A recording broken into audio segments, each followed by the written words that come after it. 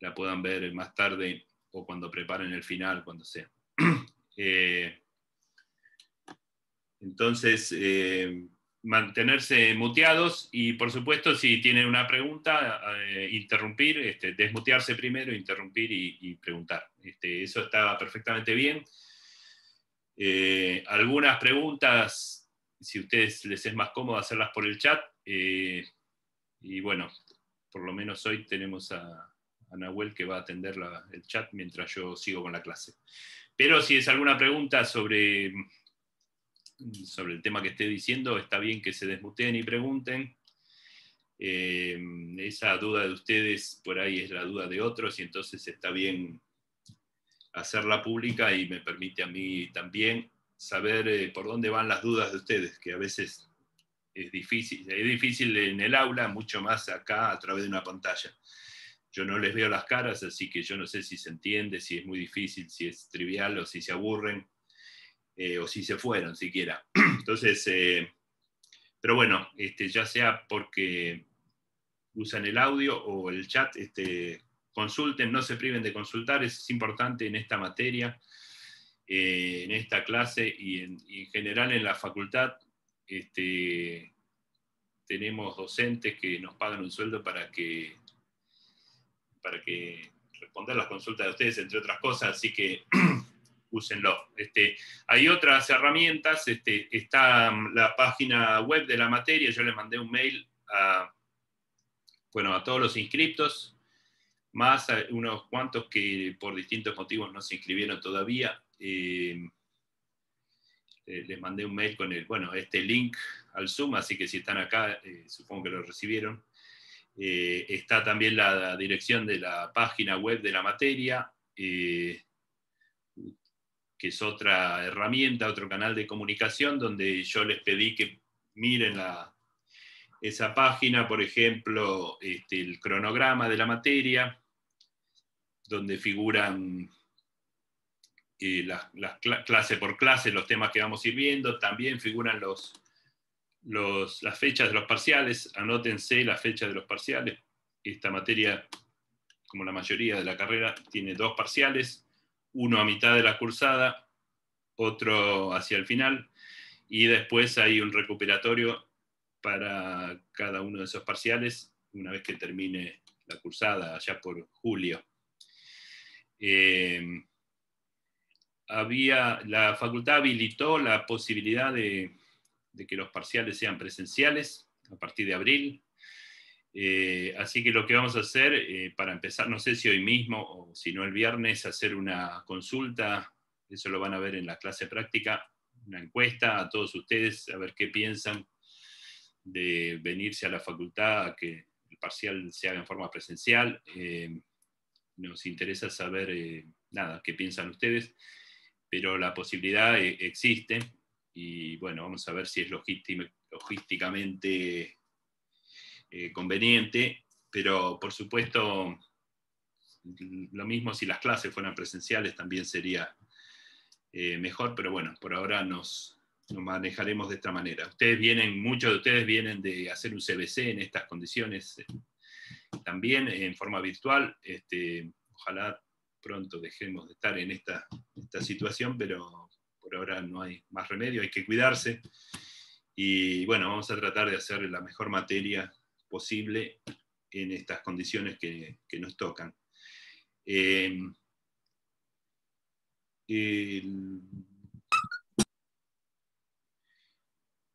Es importante, le vuelvo sobre algo que dije, que ustedes participen activamente de las clases, que pregunten cuando tengan dudas. O sea, ustedes tienen ahora la teórica, después va a haber 3 horas de trabajos prácticos. En las clases de trabajos prácticos va a haber tiempo para consultas. Entonces la sala del Zoom se va a partir en subsalas, donde va a haber un docente para un conjunto de alumnos, donde por ahí es más fácil para ustedes hacerle una pregunta directa al docente sobre algún problema, alguna parte de un problema que ustedes no supieron cómo hacer, o la hicieron y no saben si está bien. Eso es muy importante, que la relación entre alumnos directa entre alumnos y docentes es importante. El hecho que seamos muchos no ayuda, pero bueno, vamos a poner la mejor voluntad para que cada uno de ustedes pueda hacerle preguntas a un docente las veces que lo necesite. Bueno, dicho eso, yo voy a, entonces, no sé si alguien tiene alguna pregunta sobre, si, ya dije, tomaron asistencia, no, todos ustedes o están inscritos en la materia, por eso están acá. Hay algunos unos pocos de ustedes a los que se conectaron conmigo, les mandé mail, que no se inscribieron por distintos motivos, porque se colgaron, porque el sistema, qué sé yo, por distintos motivos están en condiciones de haberse inscrito y no lo hicieron. Yo les mandé mail para que puedan engancharse con las clases, venir hoy y empezar a cursar y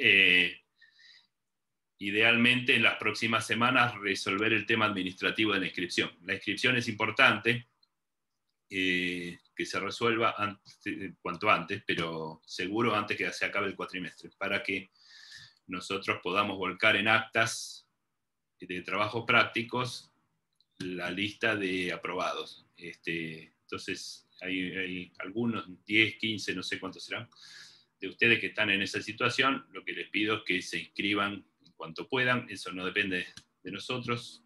Probablemente se reabra la inscripción, y entonces si eso ocurre les vamos a avisar.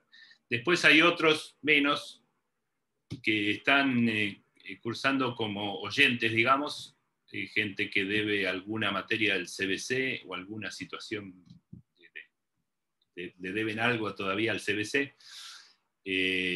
Por mí está bien que ustedes vengan, estén acá presentes, cursen, y si les sirve, bueno, avancen con esta materia en forma de oyentes.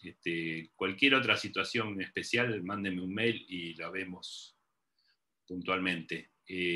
A aquellos que deben alguna materia del CBC, les digo como consejo que pongan toda su energía en aprobar la materia que todavía les falta,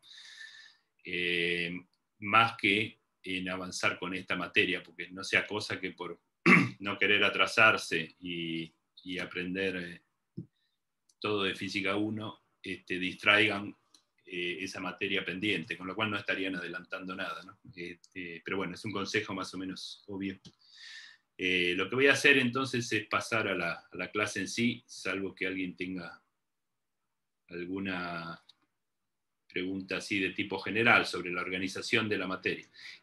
Otra herramienta a la que no llegué es el campus. Ustedes, si están inscritos, ustedes pueden matricularse en el campus. Varios me preguntaron eso en el fin de semana. Los detalles de cómo usar el campus lo van a ver a partir de las 11 con los docentes de la clase práctica. Ahí ustedes van a poder elevar consultas, encontrar problemas resueltos y bueno, toda una cantidad de formas de comunicación adicionales que van a ir viendo más tarde. Mientras yo estoy hablando, en el chat está Nahuel, que es uno de los JTP de la materia, respondiendo consultas. Entonces yo lo que voy a hacer es, a ver si puedo cambiar. Yo acá tengo dos cámaras, switch camera, y usar este pequeño pizarrón que tengo acá. No sé si lo ven. Y bueno, y empezar con la clase. ¿Se ve el pizarrón? Sí, se ve. Sí, se ve. Bueno, cualquier cosa me van avisando. Me gustaría. Ahí. Bueno, entonces vamos a arrancar con cantidades físicas. Empezamos mal. Esta.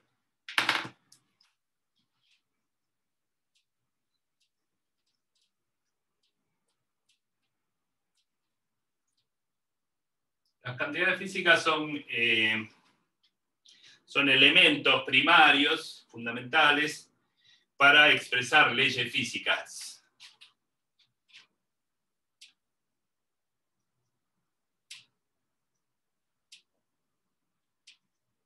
Ahora doy ejemplos.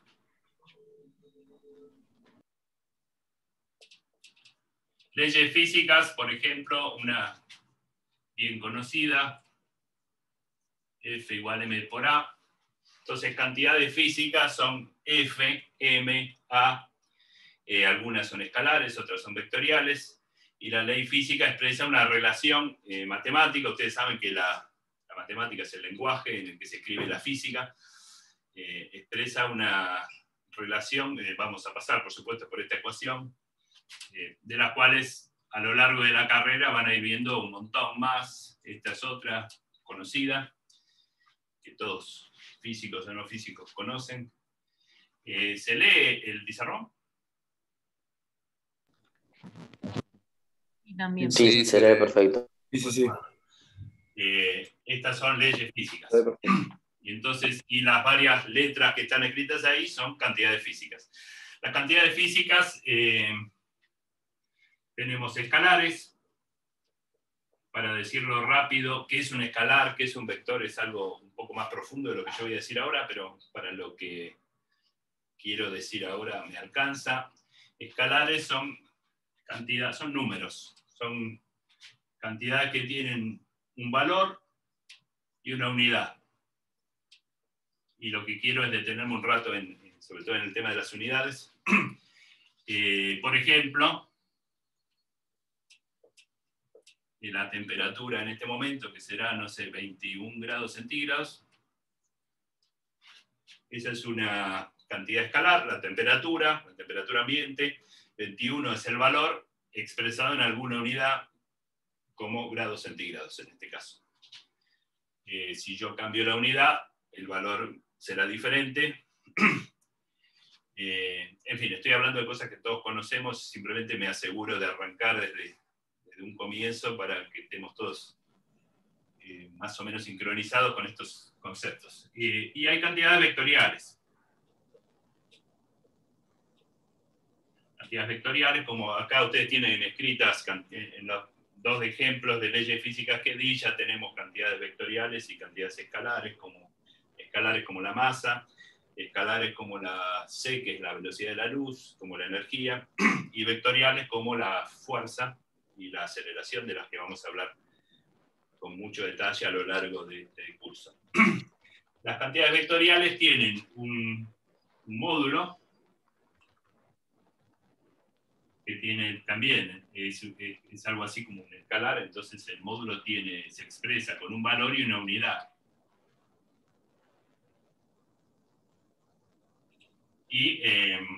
Pero no, eso no es todo, las cantidades vectoriales son un poco más complejas que las escalares, también tienen una dirección y también tienen un sentido, como todos sabemos.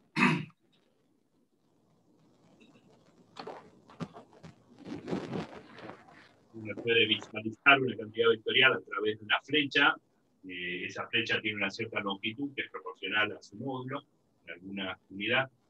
Esa flecha tiene una recta de acción, que efectúa, que es su dirección, y dentro de esa recta puede apuntar en un sentido o en el contrario, y de esa manera uno indica cantidades vectoriales. Entonces, por ejemplo, si yo digo que el viento tiene una intensidad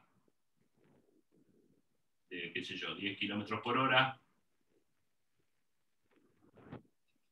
en la dirección nor-noreste,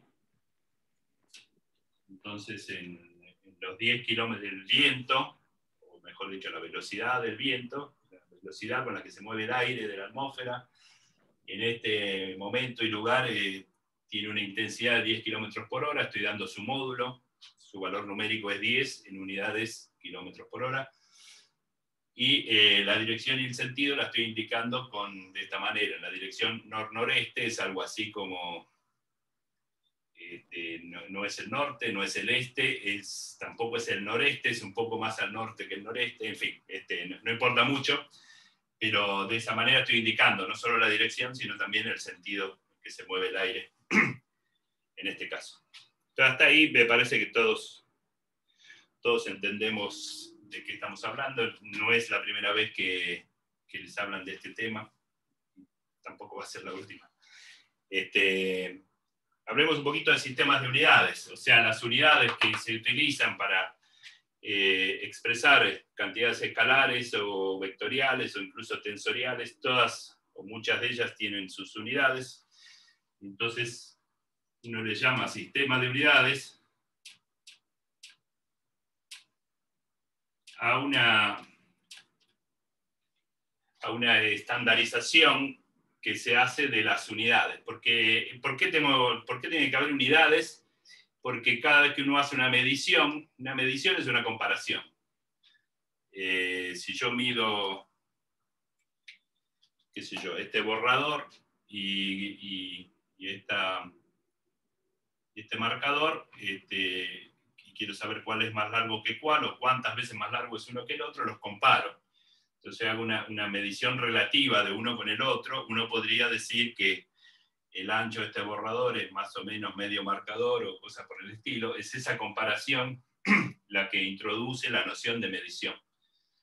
Ahora, yo puedo hacer con las cosas que tengo a mi alcance, que me interesa estudiar, las mediciones o las comparaciones relativas que quiera, pero cuando yo me comunico con otro, por ejemplo, con todos ustedes en este momento, es mucho más, porque yo les digo, bueno, esto es medio marcador, pero por ahí ustedes tienen marcadores que son más chicos o más grandes, entonces no es práctico. O sea, si ustedes quieren comprar un borrador como este, y yo solo les digo, bueno, fíjate que el ancho sea medio marcador, esa información es ambigua, no es unívoca, y entonces de a poco uno se va convenciendo que conviene que nos pongamos de acuerdo en unas medidas, patrones, de la que todos hayamos convenido que son las mismas en todos lados. Entonces uno va llegando de a poco, por la necesidad de medir y comparar cosas, a la noción de un sistema de unidades estandarizado, donde cuando yo digo centímetros, todos sabemos de qué estamos hablando.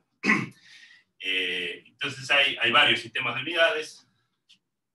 Hay un sistema que llamamos CGS o gaussiano. Ustedes saben, CGS tiene que ver con centímetros, gramos, segundos, que son las unidades en las que expresamos longitudes, masas y tiempos. No es el único, hay otro, por lo menos, que llamamos MKS o Sistema Internacional. Y entonces me quiero detener un poquito en eso, en este sistema, por unos minutos. El sistema internacional, en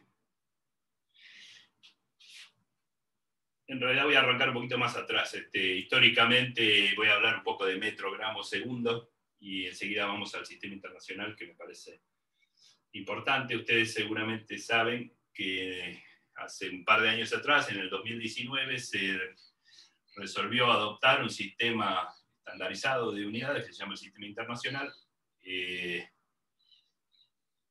que no requiere patrones, como uno, por lo menos yo, que soy más viejo, hemos crecido acostumbrados a la idea de que hay unidades patrón. En cambio, eso desde hace 2 años no es necesario, y quería dedicarle, como digo, unos minutos a esta cuestión.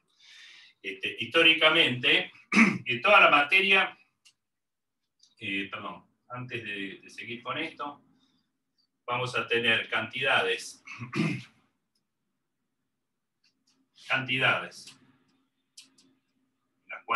para las cuales vamos a usar unidades, ¿no?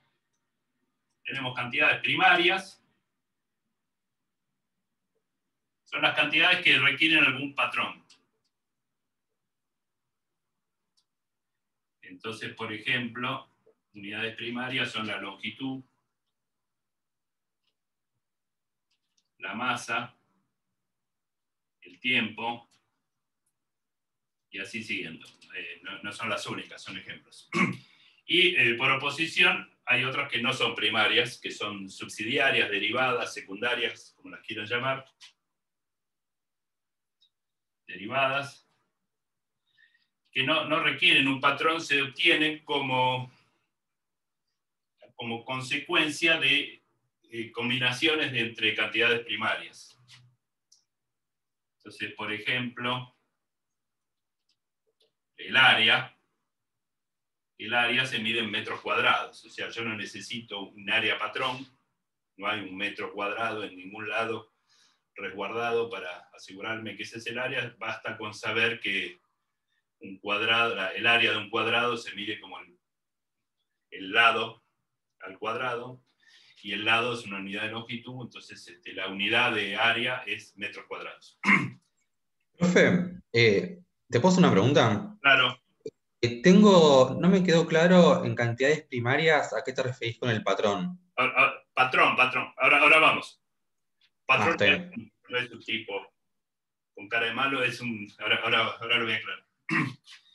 El área, el volumen, la velocidad, la energía, etcétera, y muchas más. Todas estas cantidades, áreas, volúmenes, velocidad, energía, aceleración, se expresan sus unidades en términos de unidades primarias. Por ejemplo, la velocidad se mide en kilómetros por hora, unidad de longitud sobre unidad de tiempo. Estas necesitan un patrón, o sea, una referencia unívoca que me diga que es un metro. Un metro, que es un kilómetro por hora, lo puedo expresar en términos de saber qué es un kilómetro, que es una unidad de longitud, y qué es una hora. En cambio, estas no. O sea, qué es un kilómetro es algo que tengo que decidir no en términos de otras unidades, sino de alguna otra manera. Esa otra manera es a través de un patrón. La raza humana decidió que un metro es históricamente una barra de platino iridio en la oficina de pesas y medidas de París. Así de arbitrario. Pero bueno, históricamente fue así. Entonces, no sé si seguir acá, en la fiaca, pero bueno, vamos arriba. Entonces borro esto. Uy.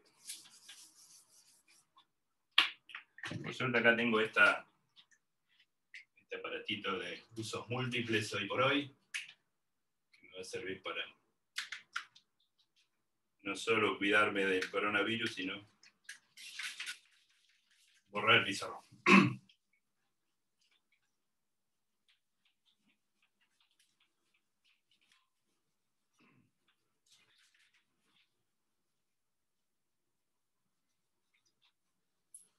Toda esta materia la vamos a poder hacer en términos de 3 unidades primarias, como son la longitud, la masa y el tiempo. Entonces, históricamente, necesito que se seque esto.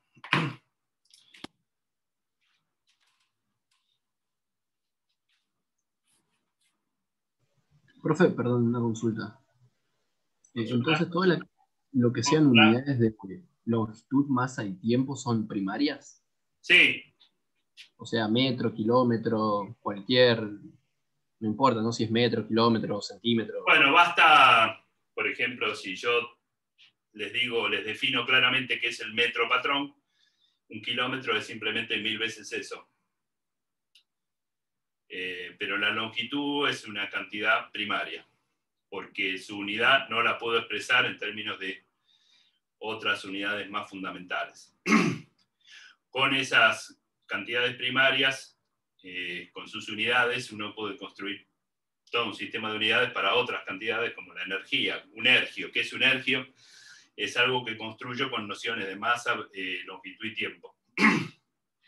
A eso me refiero. Pero denme un minuto que estoy en eso todavía. Entonces, históricamente,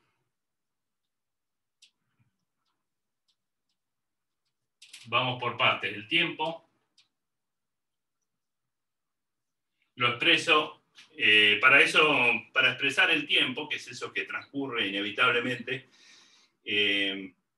lo que conviene es, para identificar el tiempo, es identificar algún proceso periódico. Un proceso periódico que se repite en el mismo periodo de tiempo, todo el tiempo, es lo que uno utiliza como un reloj, como una referencia del transcurso del tiempo. Por ejemplo, un péndulo. Si yo tengo un péndulo que tarda lo mismo en completar cada periodo, el periodo de ese péndulo lo puedo usar como una unidad de medida. Otro proceso periódico más grande es que el planeta Tierra cumple por lo menos con 2 procesos periódicos. Uno es orbitar alrededor del Sol, lo cual le lleva un año, por definición de año. Eso por ahí es un tiempo largo que uno puede usar. Uno puede usar el año como unidad de tiempo para expresar fenómenos astronómicos, por ejemplo. Otro proceso periódico en el que participa el planeta Tierra es su rotación alrededor de su eje, que dura 24 horas, un día. Ustedes saben que nosotros tenemos esa alternancia entre el día y la noche porque la Tierra rota alrededor de su eje y la mitad del tiempo estamos mirando al Sol y la otra mitad para el otro lado. Entonces, un día es una unidad, como sabemos, nos hemos acostumbrado a que eso ocurre todos los días desde que nacemos. Eso es una buena medida de tiempo que podemos utilizar como unidad. Si un día resulta demasiado largo para lo que queremos medir, eso ya también está inventado. Se parte el día en 24 partes iguales, a las cuales llamamos hora, y si aún una hora nos parece demasiado, partimos la hora en 60 partes iguales, que son minutos, y así siguiendo. Si un minuto es un tiempo largo, lo parto en 60 partes para obtener un segundo. Entonces el tiempo, uno utiliza como proceso periódico la rotación terrestre, es decir, un día, y un día son 24 horas, y puedo definir, bueno, una hora es un 24avo de día, o puedo definir un minuto como una hora dividido 60, y puedo definir un segundo como un minuto dividido 60. Todo un sistema sistema muy inconveniente. A la hora, si yo tengo que traducir segundos en días, es un lío. Sería más fácil usar un sistema métrico, pero bueno, no es lo que se hizo.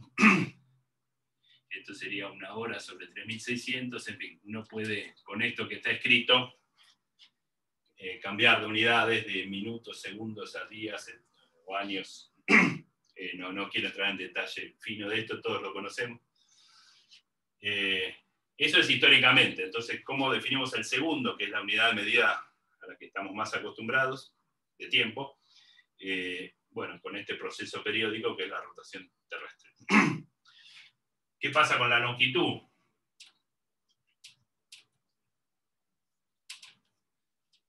La longitud también uno busca algún objeto que todos podamos identificar unívocamente, y su longitud será esa longitud patrón de referencia que después todos utilizamos para compararlo con las cosas que nos interese medir y expresar esa medición en metros o kilómetros. La longitud uno utiliza, de nuevo, a través del planeta Tierra. Uno sabe que el perímetro terrestre tiene 40.000 kilómetros. Bueno, en realidad el perímetro terrestre tiene la longitud que sea. Utilizamos eso para definir nuestra unidad de longitud. En realidad lo que se hace es, si acá tengo el ecuador y acá tengo el polo, la distancia entre el polo y el ecuador a través de una de sus... ¿Cómo se llama esto? Esta distancia entre el polo y el ecuador, digo que es 10.000 kilómetros. Meridianos. Meridiano, gracias. A través de un meridiano terrestre, o sea, la distancia más corta del polo a un punto del ecuador es lo que se llama un meridiano. Eso mide 10.000 kilómetros. Y a partir de ahí, como cualquiera, es medio incómodo si cualquiera de nosotros tiene que irse hasta el polo y ir hasta el ecuador con una cinta métrica infinitamente larga, hacer esta medición, pero en principio es una es algo estándar que todos entendemos que se podría hacer. Y en función de eso, bueno, uno dice que un metro es 10 a la menos 7 veces esta distancia. Si esta es la distancia de un metro, es 10 a la menos 7 veces esa distancia. Estándar. Entonces tengo un estándar, que es esta distancia d, que todos entendemos de qué estamos hablando. 10 a la menos 7 veces eso es nuestra unidad de medida. Como esto es muy incómodo, como digo, lo que se hizo hace siglo XIX es identificar un metro patrón, un objeto que mantuviera su longitud inalterada bajo condiciones físicas apropiadas, y eso es lo que se llamó el metro patrón. Metro patrón, a eso me estaba refiriendo.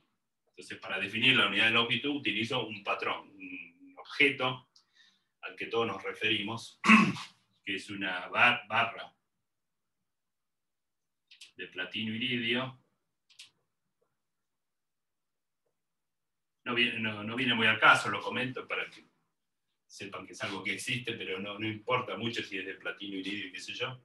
Todo eso tiene un motivo, pero no es lo importante. En la Oficina de Pesas y Medidas de París.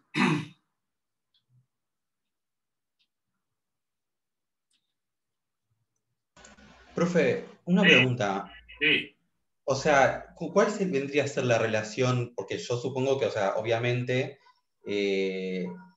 debe ser comparable la distancia de la Tierra al polo con esa barra de platino, o sea, como que se corresponden, Sí. digo yo, por la unidad. Sí, claro, se corresponde. O sea, no creo que nadie haya hecho el experimento, pero si vos trasladás la barra de platino 10.000 veces entre un punto del ecuador y el polo, entra exactamente 10.000 veces. No sé si es la misma longitud, sí, pero es práctico decir, bueno, acá está, ven, es un metro patrón, yo tengo acá. Yo les digo, ¿qué es un metro? Bueno, cómprense esto, y se fijan donde dice un metro, bueno, este es el metro. Podemos convenir que este es nuestro patrón. Yo se los digo, primer día de clase, todos sabemos. Acá ven que dice un metro, este es nuestro metro patrón, y por lo menos entre nosotros, 200 y pico de personas que somos, este es nuestro patrón, es eso. Acá se hizo eso para la raza humana. No sé si te respondo a la pregunta. Y de todas maneras, Sí. esto es histórico y esto es lo que no vamos a usar, no se usa más desde hace por lo menos 2 años. Porque si bien es más cómodo tener un metro así a mano, no deja de estar en París. Entonces, ¿qué hacemos en la Argentina? La Argentina tiene un organismo que es el INTI, que se ocupa de la metrología. Eso termina siendo muy importante, porque si uno compra cosas que dice que miden 1 metro, 2 metros, etc., el comprador y el vendedor convienen que lo que estás pagando por tantos metros, 1 metro tiene que ser 1 metro. Entonces, lo que pasaba durante el siglo pasado es que los distintos países iban con su metro, con su estándar, a compararlo con el que está en la oficina de París para decir 1 metro es 1 metro, es esto. Ni 1 milímetro más, ni 1 milímetro menos. Para ciertas cosas esa precisión, ciertas cosas requieren un alto grado de precisión, y entonces eso es lo que se hacía, pero no deja de ser inconveniente, no deja de ser injusto, porque ¿por qué va a estar en París y no va a estar en Buenos Aires? ¿Qué sé yo? Eso no se hace más, pero déjenme hablar de la unidad de masa para terminar y después pasar a qué es lo que consideramos Sistema Internacional de Unidades. Bueno, la masa es, la unidad de masa es el kilogramo, que es la unidad no de peso, sino de masa, cantidad de materia. Eso también tiene ¿de dónde sale 1 kilo? Inicialmente equivale a la masa de 1 litro de agua en su punto de fusión. O sea, casi 0 grados. Entonces, como uno ya sabe medir volúmenes, uno tiene un recipiente de 10 centímetros por 10 centímetros por 10 centímetros, vuelca agua pura ahí, entra 1 litro, estoy cerca de los 0 grados, esa cantidad de materia, agua, uno definió que pesa masa 1 kilo. Ahora, también en ese caso hay una pesa patrón, que es también de platino y iridio, y también en París. Bueno, similares consideraciones que con la unidad patrón de longitud. Ahora, eso no se hace más desde hace 2 años. Uno utiliza lo que se llama el Sistema Internacional de Unidades, que es un concepto diferente. No uso más patrones, solo uso constantes universales de la física, que se conocen con muy alta precisión, y me basta eso para definir qué es un segundo, qué es un metro, Profe, qué es un gramo, sí. si vos habías dicho que el volumen era una cantidad derivada y ahí la masa está, que es una cantidad primaria, está hecha en base a una cantidad derivada. Bueno, uso eso como comparación, ¿no? Porque no es que es lo mismo un decímetro cúbico que 1 kilo, eso es cierto para el agua en estado de fusión. No son sinónimos, no es lo mismo un decímetro cúbico que 1 kilo. Es lo mismo si estamos hablando de agua pura, si no, no, porque hay materiales más densos y menos densos. Estoy midiendo otra cantidad física con algún elemento particular, el agua. Entonces no puedo decir que... Claro, dicho así, si yo dijera esto, entonces pareciera que un volumen es lo mismo que peso, que masa. Volumen y masa son la misma cosa, pero no lo son. Tengo esta relación para agua. Si yo pongo aceite, en el mismo recipiente de 1 litro pongo aceite, ese litro de aceite no tiene una masa de 1 kilo. Entonces ahí tengo que hacer física, hacer otras mediciones, usar el concepto de densidad de los objetos, en fin, tengo que hacer física. No es equivalente volumen que masa. Utilizo eso para un elemento particular como el agua, para hacer esa correlación. No sé si te contesto, pero... entonces, decía, esto está bien históricamente, pero no es lo que hacemos. Lo que usamos hoy por hoy son, ya sea algún fenómeno físico, como fenómeno físico es reproducible por cualquiera, y usamos constantes fundamentales, constantes universales. Constantes, porque constantes hay muchas. Por ejemplo, una constante es la presión atmosférica, pero no es universal. La presión atmosférica en el planeta Tierra, en condiciones bla, bla, bla, es una constante, es más o menos constante, es la presión atmosférica, pero no es una constante universal. Constantes universales son cantidades que valen lo mismo independientemente de nada, valen lo mismo en cualquier lugar del universo, como por ejemplo la velocidad de la luz. La velocidad de la luz, como ustedes saben, es la velocidad con que se mueve la luz en cualquier situación, independiente del sistema de coordenadas. Por lo menos eso es parte de las cosas que creemos en física hoy por hoy. Otra constante es la constante de Planck, que uno utiliza en mecánica cuántica, y bueno, y hay la constante de Boltzmann, hay unas cuantas constantes universales, y sobre esa base uno define un sistema internacional de unidades, que es distinto. Entonces quiero ir a eso.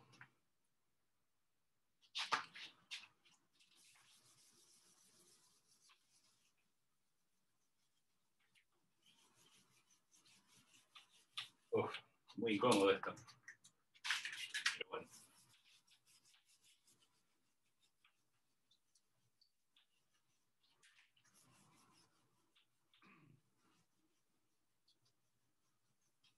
Para eso me parece que es mejor que referirlos a... Voy a cargar una página de Linti donde está me alejo un poquito del pizarrón y les cuento esto. Para lo cual creo que tengo que cambiar de cámara.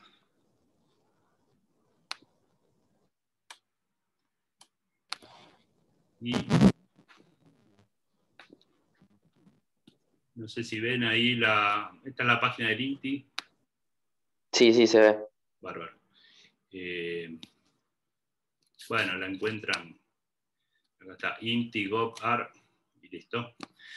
Que describe el Sistema Internacional de Unidades. Y acá tiene varios links, por ejemplo, un póster, bla, bla, bla, sobre la redefinición del sistema internacional. Esto es un PDF de una página que yo voy a colgar en la página de la materia, pero que ustedes pueden bajar del INTI perfectamente también, junto con el video de hoy. Y acá ustedes pueden ver de qué se trata esto. Acá hay 7 unidades fundamentales definidas desde hace 2 años con este sistema. Unidad, por ejemplo, acá, S de segundos, M de metro, kilogramos, candela, que es una unidad de luminosidad, no viene al caso en esta materia. Pero bueno, son 7. El mol, que es cantidad de materia, grado Kelvin, temperatura, y ampere, que es unidad de corriente eléctrica. En esta materia, con estas 3 nos alcanza, o sea, tiempos, longitudes, masas. Para la primera parte de la materia, que es cinemática, de movimiento de la partícula, con las 2 primeras, longitudes y tiempos, y nada más. Y lo que ven más adentro son constantes universales o cantidades que son, por ejemplo, ahora les cuento un poco, les voy a contar un poquito qué es cómo se define hoy día el segundo, el metro y el kilogramo. Y acá hay constantes como la velocidad de la luz, la constante de Planck, y bueno, y hay otras constantes, la carga del electrón, la constante de Boltzmann, que no vamos a usar en esta materia, pero sí van a usar ustedes en la carrera. Entonces me parece importante conceptualmente que ustedes entiendan que los sistemas de unidades hoy día están contenidos de alguna manera en este cuadro, por así decir. Les cuento a ver Profe, ¿te puedo hacer una pregunta? Sí.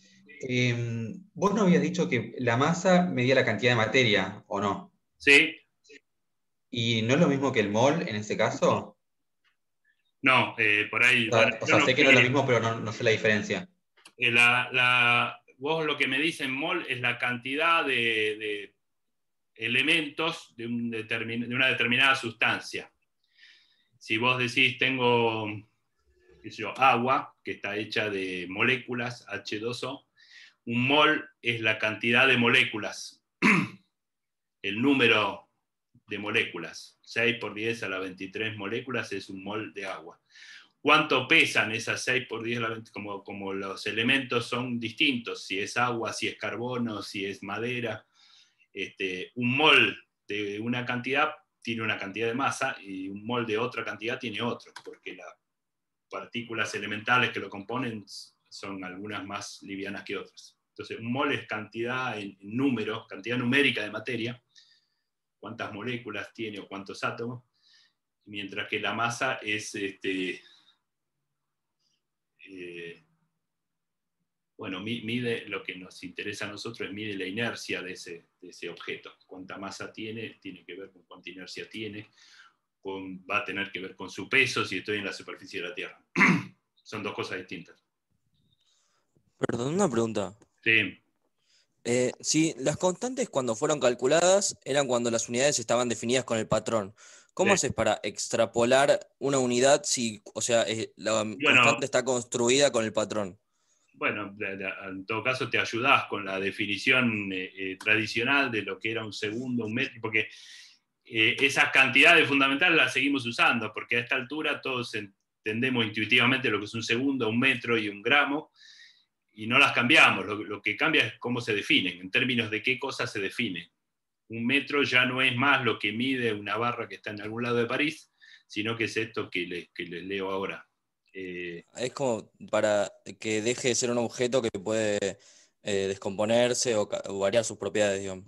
Claro, lo que esta forma tiene es la ventaja de que cualquiera que sabe física en lo posible y cualquiera que tiene un laboratorio más o menos dotado puede reproducir un segundo. O sea, vos podés definir, no necesitas una oficina de pesas y medidas en ningún lado. Vos decís, bueno, yo me voy a definir el segundo, me voy a obtener el fenómeno que dura un segundo. Con esto, con leyes físicas y nada más. Perfecto, gracias. Sí, porque si fuera el caso que a los franceses se les da por el metro de repente alargarlo un poquito o acortarlo, todos nos estafa a todos, digamos. En cambio acá esto es objetivo, solo usa leyes naturales. Entonces, en esa página del INTI, acá les leo rápidamente, ustedes lo pueden leer después. Por ejemplo, un segundo, que es esta cantidad de tiempo. El segundo, cuyo símbolo es S, es la unidad de tiempo del sistema internacional. Se lo define estableciendo un valor numérico físico de la frecuencia de cesio. Cesio es un elemento de la tabla periódica que tiene 55 protones y lo que se usa es un isótopo del cesio que tiene 133 de peso atómico, o sea, tiene 55 protones en su núcleo, pero tiene 133 entre protones y neutrones. Nada de esto, yo se los comento, nada de esto es fundamental. Lo fundamental es saber que el segundo se define de esta manera, no necesariamente recordar esto que para nosotros es anecdótico. En realidad no es anecdótico, pero basta con que sepamos conceptualmente que el segundo se define de esta forma, y no ya como una fracción de la duración de un día terrestre. Si bien, en términos prácticos, un segundo, desde hace 2 años, que es esto que les estoy por leer, es lo mismo que era un segundo antes, pero en términos de qué cosas está definido, ustedes saben que los átomos tienen protones y neutrones en el núcleo y que tienen electrones orbitando alrededor, y esos electrones tienen órbitas, que la mecánica cuántica establece que las órbitas están bien definidas, que tienen una cierta energía, y cuando un electrón salta de una órbita de una cierta energía a otra órbita de una energía distinta, absorbe o emite un fotón, una unidad luminosa, por la diferencia de energía. Si para que un átomo salte a una órbita de mayor energía, tiene que absorber energía, tiene que absorber un fotón, y si salta a una órbita de menor energía, libera un fotón, de manera que la energía del universo se conserve.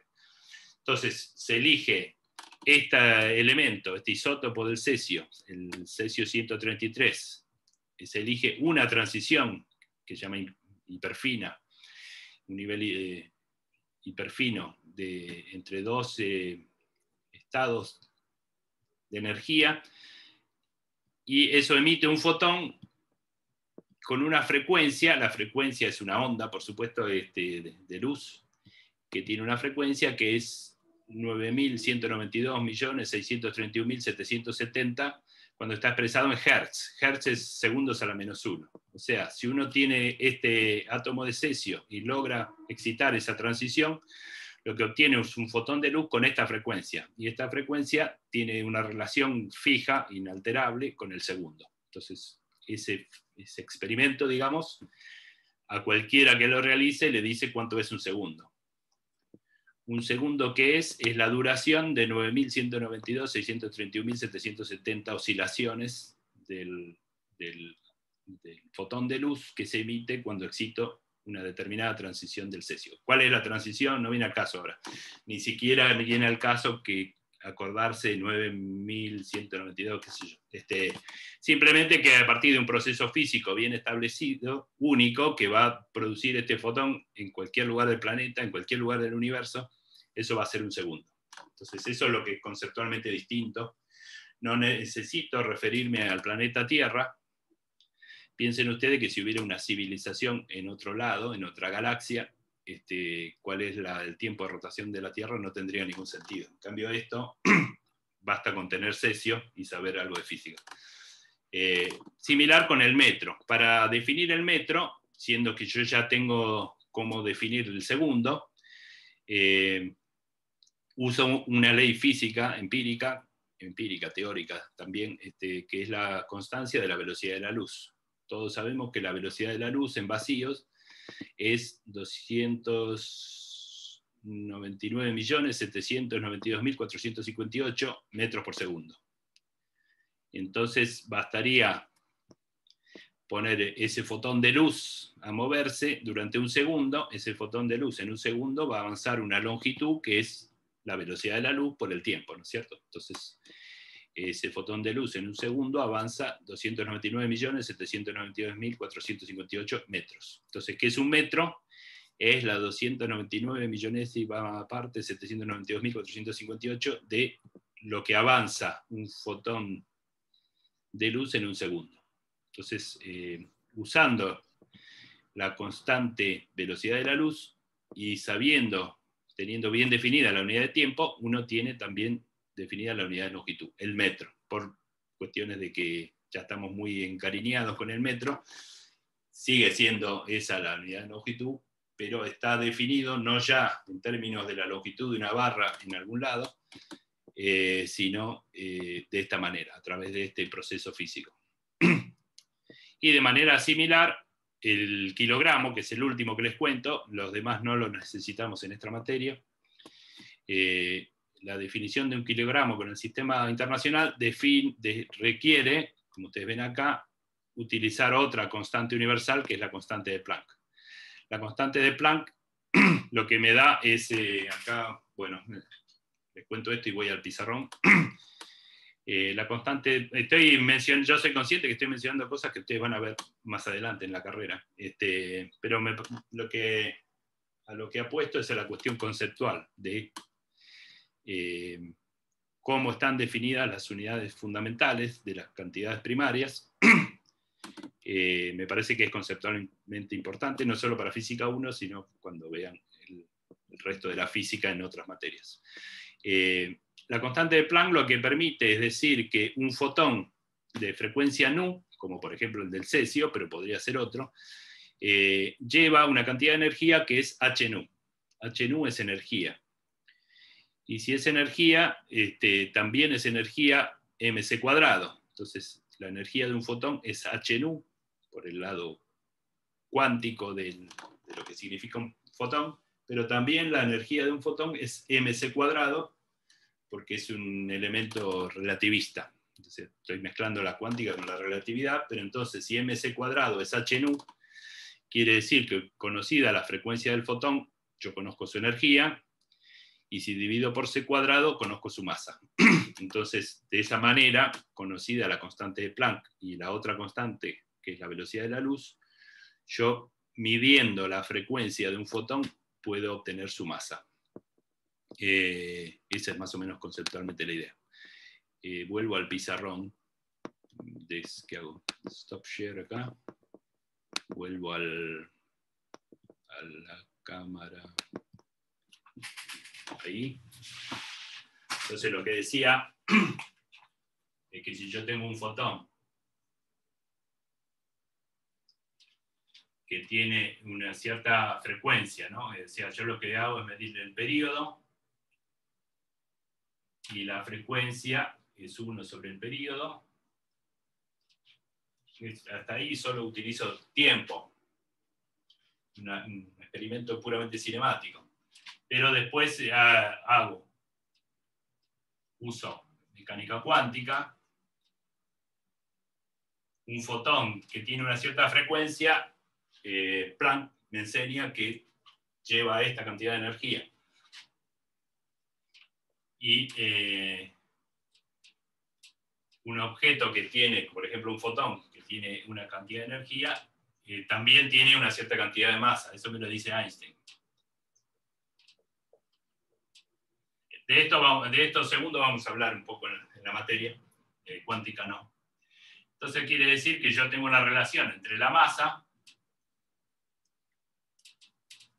y la frecuencia, que es una medición cinemática, como digo, que para medir frecuencias solo tengo que saber cuál es la unidad de tiempo, y dos constantes universales que necesito para hacer esta asociación, de manera que yo sé cuánto es una masa. Uno puede poner, si por ejemplo, pero no es el caso, no quiero poner el énfasis en el detalle, digamos, matemático de cómo se hace, Hay muchas maneras de hacerlo. Si yo pongo el fotón de cesio 133, que tenía la frecuencia que dijimos, 9.000 millones, no sé cuánto, y uso las constantes, obtengo que ese fotón tiene una masa muy chiquita, como 10 a la menos 40 kilogramos. Pero bueno, entonces, ¿qué es un gramo? Es 1 sobre eso, es un gramo. No necesito ya una pesa en alguna capital europea. ¿Ok?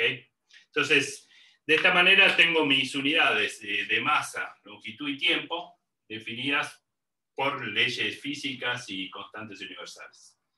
Eso hace que estas unidades puedan ser reproducidas en cualquier otro lugar del universo, donde todos suponemos que esa es la gracia de la física. La ley de la física no es que valen en Buenos Aires o en el planeta Tierra, todos suponemos que valen en todo el universo. Entonces, uno puede reproducir estas unidades fundamentales en cualquier lado, sin pedirle permiso a nadie.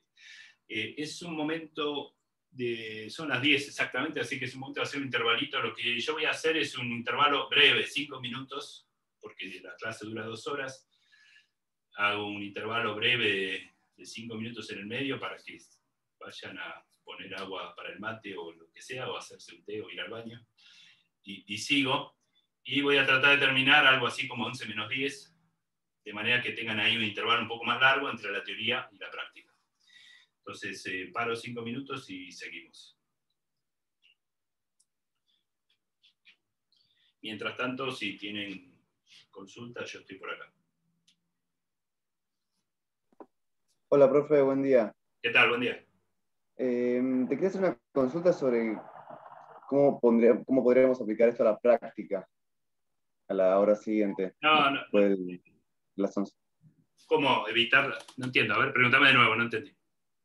¿Cómo podríamos aplicar esto a la práctica ahora después de las 11?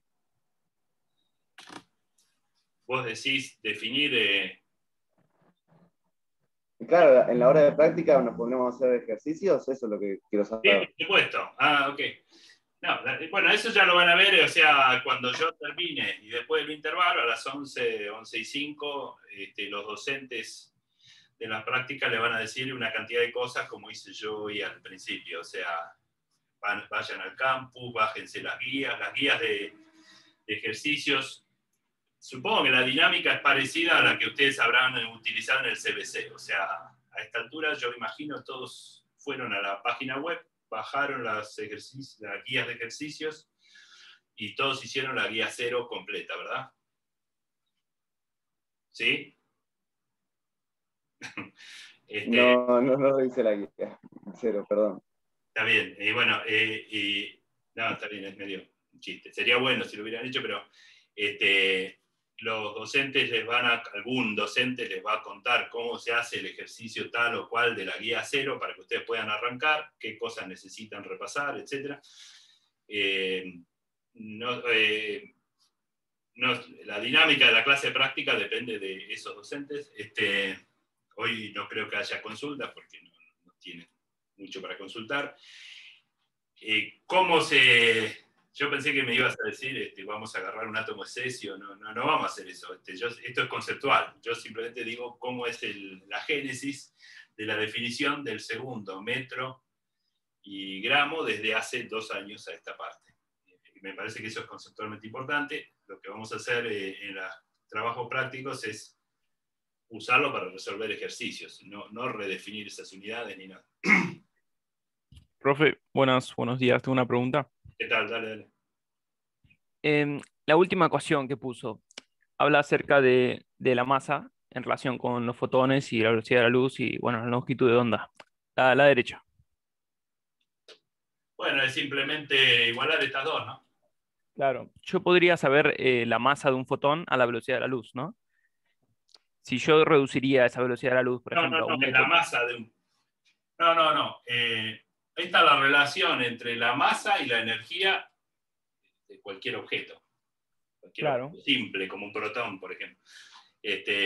Pero también es la relación entre la masa y la energía de un fotón. Un fotón es un objeto un poquito más abstracto que un protón. Un protón todos nos imaginamos qué es, pero un fotón es una unidad de luz, un cuanto de luz, sí, Y la luz es un ente complicado, porque por momentos hablamos de, fíjense, acá mismo, Es dual, ¿no? la luz era una onda y ahora aparece una partícula.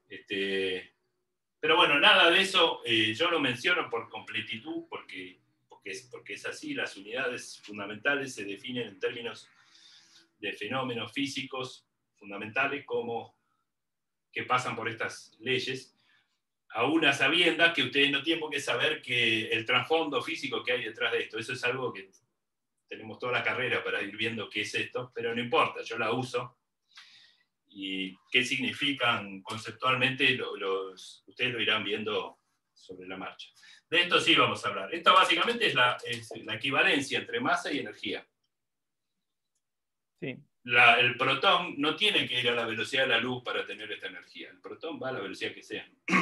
Esta en realidad es lo que se llama la energía en reposo. Pero bueno. Profe, la clase teórica va como complemento o sea, esta clase teórica en particular del capítulo 5, ¿no? Del libro de Alonso. ¿Puede ser? Puede ser, no sé. Puede ser. No, la bibliografía. En la página ustedes van a encontrar varias cosas. Por ejemplo, el programa, por ejemplo, la bibliografía, el libro de Alonso, el libro de Roederer, hay una cantidad de bibliografía. Yo no tengo un libro de cabecera que yo leo antes de cada clase. Yo preparo la clase por la lista de temas. Seguro nada lo inventé yo, todo sale de una mezcla de esos libros. La verdad no te sé decir. Lo que yo recomiendo para preparar la materia, más que nada para preparar el final, es usar los apuntes que ustedes tomen acá, más las clases que encuentren grabadas, y después tomen al menos 2 libros de texto, no se conformen con lo que yo digo. Yo pongo mi esfuerzo en que lo que yo digo sea didáctico y sobre todo que sea correcto, pero yo me puedo equivocar, o yo lo digo bien, pero ustedes lo interpretan mal. Ahí es importante complementar lo que ustedes escuchen y anoten de la teórica con libros de texto. Yo diría un par de libros de texto. Tampoco conformarse con uno. Quiere decir, cuando ustedes vayan a preparar el final, empiecen si quieren por las teóricas, escuchan la grabación de vueltas sobre tema por tema, y después van al Roederer, que es un libro conceptualmente fantástico, además que Roederer es un físico argentino famoso, pero el libro es muy bueno conceptualmente, y también el libro de Alonso, bueno, hay muchos, ahora no me los voy a acordar, pero todos los libros que están en la bibliografía son buenos libros de texto. Hay otros, si ustedes tienen algún otro libro de texto que no lo vean en la bibliografía, probablemente sirva también, en todo caso me escriban y vemos. Esto que yo dije lo van a encontrar probablemente en ese capítulo que vos decís, no lo sé, y en cualquier otro. Bueno, ¿estamos para seguir? O empezar, en realidad. Casi es empezar. Hecha esa salvedad de que vamos a trabajar con cantidades físicas, algunas escalares, otras vectoriales, que necesitamos un sistema de unidades, y que el sistema de unidades es este sistema internacional que les resumí recién. Entonces vamos a hablar de, por ejemplo, para empezar, vamos a ir definiendo esas cantidades según las vayamos necesitando para las leyes físicas. El objeto, en esta primera parte de la materia, es hacer una descripción adecuada del movimiento de objetos. Queremos describir adecuadamente el movimiento de objetos. Noten que digo describir, quiere decir que nos conformamos con poder, ¿cuál sería un sinónimo de describir? Con poder hacer una enunciación de cómo se mueve el objeto, sin todavía preocuparnos del por qué se mueve, cómo se mueve. Eso lo vamos a ver, eso corresponde a lo que se llama dinámica, y lo vamos a ver después. Por ahora vamos a tratar de hacer una descripción correcta del movimiento de objetos. Ahora, esa descripción no es cualitativa, no es un cuentito, sino que vamos a usar la matemática, que como dije al principio, es el idioma de la física. Entonces, matemáticamente, vamos a describir cómo se mueve esa mosca que se está moviendo en el cuarto, si es que podemos. Para eso necesitamos una cantidad de elementos, o sea, cantidades. Y vamos a empezar por la primera, que es la posición. Entonces, cinemática es el tema general que nos va a ocupar por hoy y la clase que viene, y vamos a ver posición. Y vamos a empezar por el objeto súper simple, un objeto que podemos considerar un punto. Entonces, lo que yo tengo como objeto de estudio es un punto, porque es el objeto más simple que se nos pueda ocurrir, en algún lado. Entonces yo tengo un punto. Y esto es fácil, pero es importante. Lo que yo tengo es mi objeto de estudio, es el punto, que es lo que antecede a todo lo que viene después. O el vehículo, o la mosca, o el objeto que sea que quiero estudiar. Yo lo identifico, lo simplifico como este punto. Y lo que viene después es el sistema de coordenadas, porque el movimiento también es algo relativo. El movimiento es algo que sucede relativo entre objetos. O sea, que yo me esté moviendo en este momento es relativo a las paredes de este cuarto. En principio no es obvio, por ahí es obvio, por ahí no. Si soy yo el que se mueve respecto de las paredes, o por ahí se mueven las paredes y yo estoy quieto. Tanto da para hacer la descripción. Lo que yo tengo que describir es ese movimiento relativo. Entonces, como similar en alguna medida a lo que pasaba ya con las unidades. Yo cuando estoy midiendo algo, estoy comparando, y en esa comparación también es relativa entre el objeto que quiero estudiar y el objeto que uso como referencia, la regla, por ejemplo. En este caso, yo tengo el punto P, cuyo estado de movimiento quiero estudiar, y necesito una referencia. La referencia es el sistema de referencia, el sistema de coordenadas, pero eso es una abstracción que viene después, surge de la necesidad de estudiar el movimiento del punto. Lo que es físicamente objetivo es el punto, y lo que yo necesito para poderlo estudiar es el sistema de referencia. Entonces el sistema de referencia viene después. No, porque nadie nunca vio un sistema de referencia en ningún lado de la naturaleza. El sistema de referencia es un invento de los físicos para referir el movimiento de los objetos que nos interesan. Entonces, ya acá tengo un sistema de referencia, coordenadas cartesianas, X, Y, Z. Esto es una abstracción, es una simplificación de qué cosa. Podría ser el de un extremo de este cuarto, un rincón de este cuarto, es este punto que está acá, y estas dos coordenadas cartesianas son las aristas del piso, y esta es la arista que va del piso al techo, por ejemplo, si yo quisiera especificar qué es este sistema de coordenadas. Para que ustedes y yo podamos estudiar el movimiento del mismo punto, tenemos que convenir cuál es el punto, por supuesto, cuál es el objeto de estudio, pero también respecto de qué sistema de coordenadas lo estamos expresando. Todo lo que yo diga sobre el movimiento del punto está referido a este sistema de coordenadas. Quiero decir, si ustedes usan otro sistema de coordenadas, está bien, pero vamos a tener que hacer una traducción entre la descripción que hicieron ustedes en un sistema de coordenadas para el mismo punto y la que esté haciendo yo. Eso se llama cambio de coordenadas.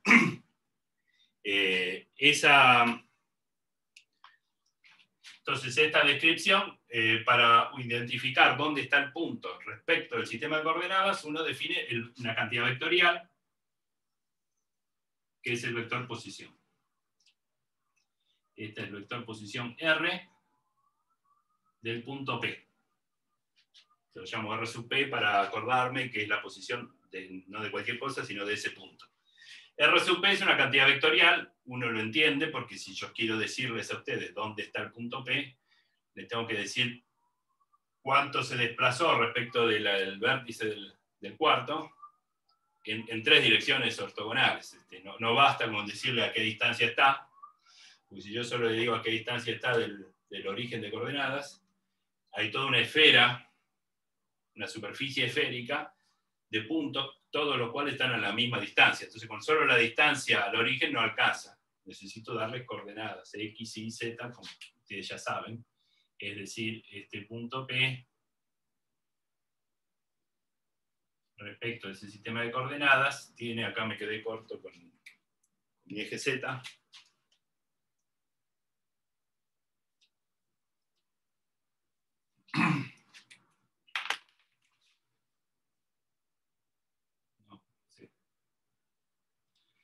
entonces las proyecciones de ese punto en las tres direcciones coordenadas, esto será X sub P, Y sub P y Z sub P. Entonces el vector posición R sub P lo puedo indicar con esta 3 upla, o sea,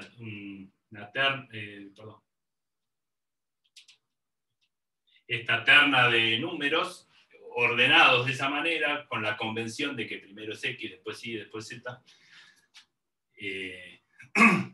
Esto tiene toda la información necesaria de esta cantidad vectorial. Lo que mencionó antes del módulo dirección y sentido, acá lo estoy dando en otro idioma. O sea, si yo les digo cuánto vale X, cuánto vale Y, cuánto vale Z, ustedes pueden obtener la información del módulo, de la dirección y del sentido cuando lo necesiten. Una manera equivalente es usar versores cartesianos en este caso. Es otro idioma para decir lo mismo. Estas cantidades vectoriales IJK, versor, uno le indica con ese sombrerito, un versor es un vector de módulo 1. Como vector de módulo 1, como todos los versores tienen módulo 1, el módulo no me da ninguna información. Lo que me dan información son referencias de dirección y sentido. I, J y K son estos versores. Entonces, este es el versor I. Es un vector de módulo 1 que apunta siempre en la dirección del eje X, J en la dirección del eje Y, y K en la dirección del eje Z. No sé, coordenadas polares también, ¿no? ¿Cómo? De coordenadas polares también se puede, ¿no? Sí, coordenadas polares vienen después. Por ahora estoy en cartesianas. Los ejes cartesianos, a diferencia de las coordenadas polares, que vamos a ver después, los versores cartesianos son fijos. En tanto yo haya definido mi sistema de ejes, el versor Y siempre de módulo 1 apunta en la dirección del versor X y es inalterable. Estoy sobreentendiendo que el sistema cartesiano, el sistema de referencia, es fijo. Eso puede ser cierto o no. En todo caso, yo sobreentiendo que el sistema de ejes es fijo y estoy estudiando el movimiento del punto P respecto de ese sistema de ejes.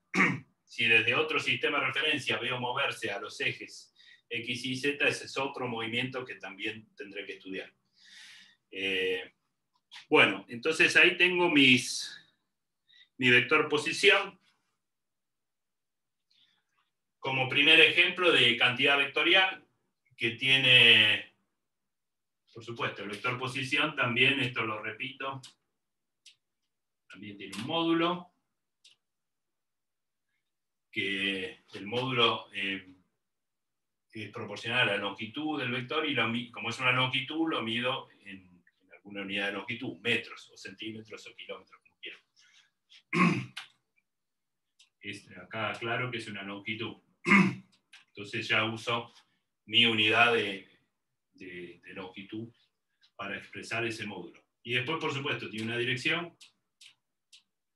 que tiene que ver con la recta de acción en la que veo esa flecha, en la que está orientada esa flecha, y el sentido, que es dentro, o la dirección es la recta esta, sin ninguna orientación, el sentido es en ese sentido que estoy indicando.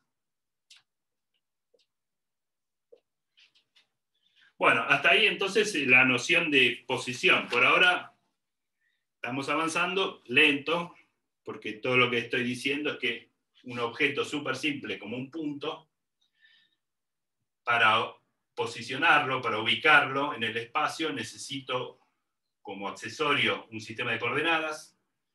Entonces defino un sistema de coordenadas, que es estas rectas verdes que ustedes ven. Ese es mi sistema de referencia.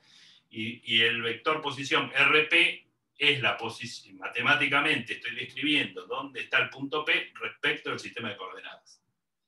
Eso es todo. Es el principio de lo que necesitamos. En general, estos puntos P, para que tenga sentido, para que sea divertido, se van a mover. Entonces eso me lleva a usar otra cantidad, no ya la longitud y la posición, sino el tiempo. En general, este punto P es por ahí la foto de la posición que tenía en un cierto momento, y un rato después está en otro lado. Si esto es una mosca, esto se mueve. Uy, qué bien. Está muy clarito.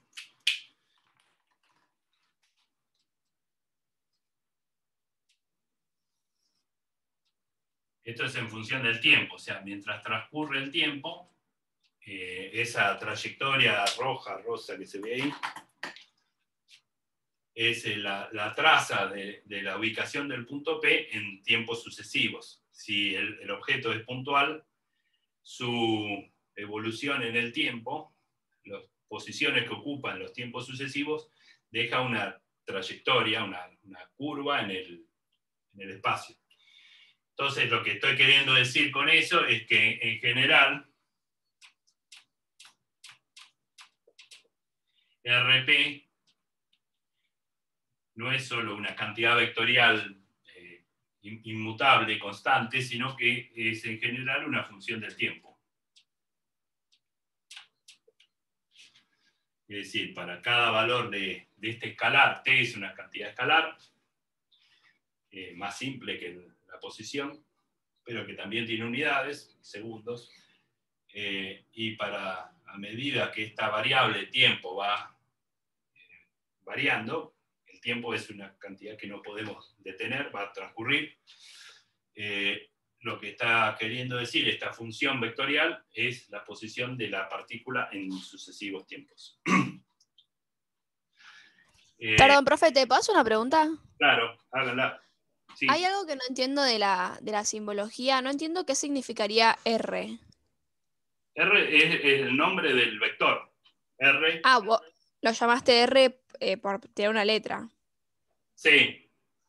Listo, listo. Dame una letra y la cambiamos, ponemos S. No te entiendo por qué R. Dale, gracias. No. Es lo mismo, ¿por qué lo llamo X? ¿Por qué lo llamo Y? ¿Por qué lo llamo I latina, J? Nada, elegimos letras.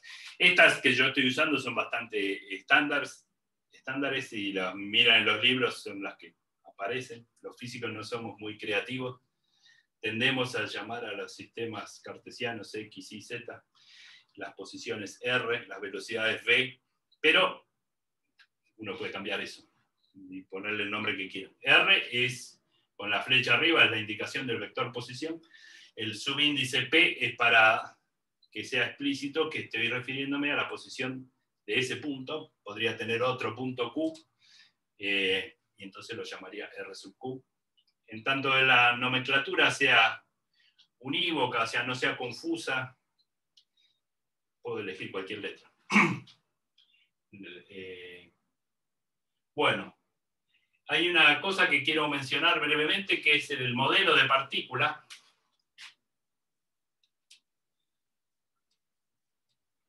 Nada, que quede claro que es un modelo. ¿Qué es una partícula? Una partícula es algo que no existe, solo existe en la mente de los físicos. Es una simplificación de un objeto. Yo lo que normalmente uno quiere hacer es estudiar el movimiento de objetos, y los objetos no son puntos, son objetos. Por ejemplo, este borrador es un objeto que tiene, o sea, si tengo que dar su posición, es difícil porque qué sé yo, porque es extenso. Entonces, ¿la posición de qué? Tiene una longitud, tiene un ancho, tiene un espesor, o sea, tiene un cierto tamaño y tiene una cierta forma. El modelo de partícula es algo que uno utiliza cuando quiere desentenderse de ciertos detalles de ese objeto porque no le importa. Si yo, por ejemplo, lo que quiero estudiar de este objeto es, lo tiro hacia arriba y quiero saber cuánto tiempo tarda en volver a bajar, y no me importa mucho si tiene esta forma, si tiene otra, si rota o si no rota, entonces reduzco al objeto a un punto, lo trato como si fuera un punto, y ese es un modelo, es una simplificación.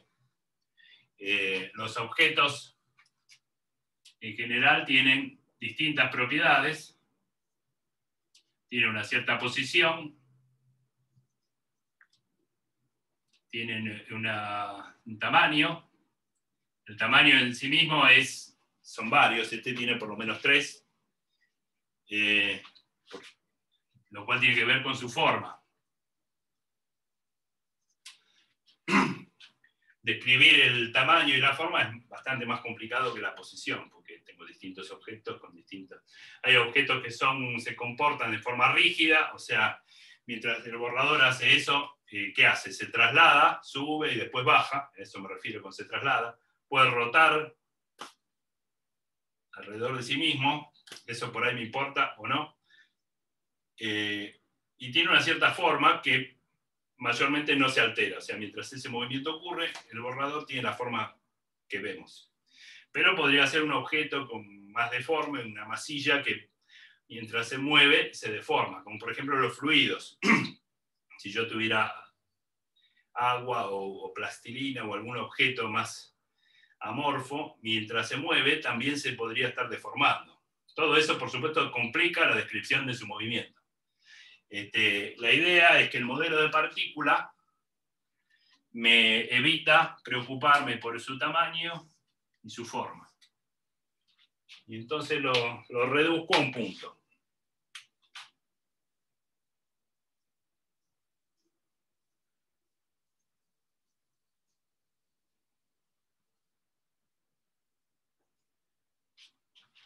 Esa es una decisión que hacemos nosotros, los usuarios de esto.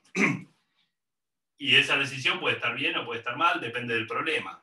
Por ejemplo, estamos de acuerdo que el planeta Tierra no es un punto, es un objeto mayormente rígido, mayormente esférico, no es un punto. Sin embargo, cuando uno describe el movimiento de la Tierra alrededor del Sol, lo tratamos de hecho como un punto. Entonces, a ese efecto, que es la órbita terrestre alrededor del Sol, la Tierra la consideramos como un punto, hacemos cuentas, decimos que es una elipse, qué sé yo, y está bastante bien. Ese modelo funciona bien para montones de circunstancias. Cuando quiero estudiar la rotación de la Tierra alrededor de su eje, por supuesto no digo que es un punto, porque los puntos no rotan. Si es un punto, no tengo noción de que esté rotando alrededor de ningún eje. Entonces, la misma Tierra puede ser descrita como un punto para ciertos usos y no para otros. Cuando yo tiro un objeto al piso, la Tierra de hecho es una especie de infinito, es una cosa plana e infinita para los efectos de lo que estoy estudiando. Si bien sabemos que es una esfera, para tirar un objeto al piso y ver cuánto tarda en llegar al piso no necesito saber que era una esfera. Y entonces el modelo es que el piso es una superficie plana, infinita. Entonces, ¿qué modelo utilizo? Depende del sistema que estoy estudiando y también de qué aproximaciones decidimos hacer nosotros como usuarios de estos problemas. Entonces, hecha esa consideración, vamos a otras cantidades.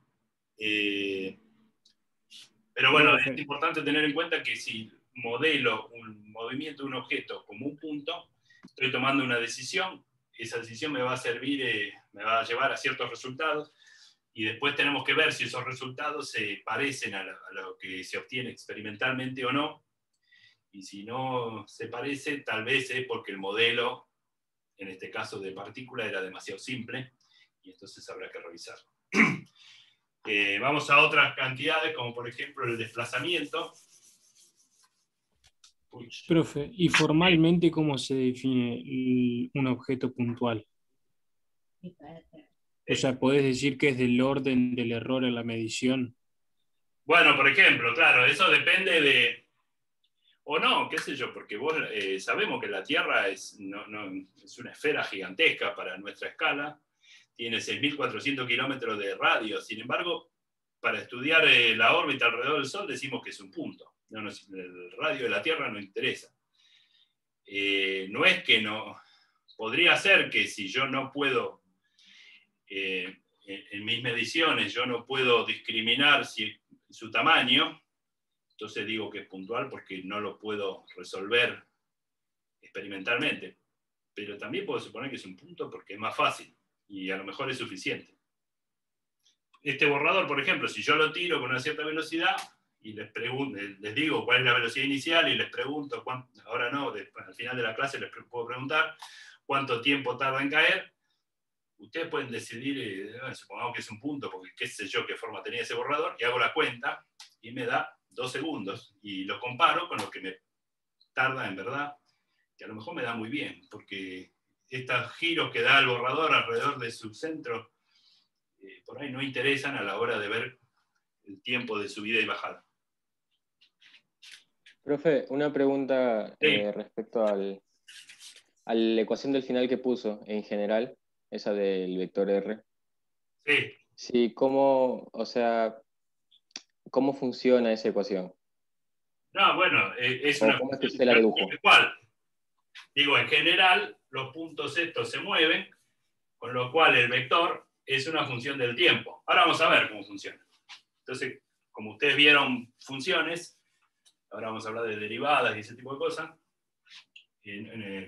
No dije qué función es, eso depende de cada problema, pero ahora vamos a ver. Supongo que se va a resolver sobre la marcha, pero... Entonces veamos el desplazamiento. A la hora de empezar a estudiar ese movimiento... Profe, se desenfocó la cámara. ¿Por qué? Ahí volvió. Tarda un poquito. Ahí volvió, Si ahí yo está me bien. muevo, se desenfoca, pero bueno. Vamos a ver el desplazamiento y la velocidad media. Entonces, estábamos que la partícula en general se va a mover, lo cual va a complicar las cosas, pero bueno, si no se mueve sería muy, muy simple la física. Está bueno que se mueva. Entonces tengo mi sistema de ejes. Quiere decir, por ejemplo,